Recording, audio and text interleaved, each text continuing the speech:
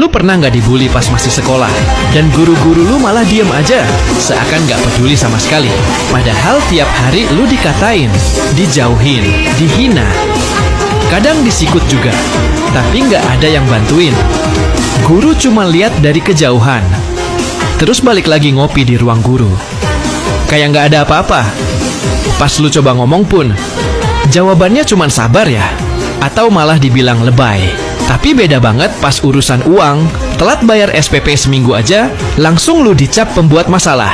Disuruh maju ke depan kelas, dipanggil orang tua segala, dimarahin seolah lu maling. Lucu ya, dibully dibiarkan aja. Tapi kalau soal tagihan SPP, langsung dikejar sampai ke rumah. Sekolah tuh harusnya tempat aman, bukan tempat yang penuh tekanan. Apalagi dari guru sendiri. Ya walaupun gak semua guru kayak gitu.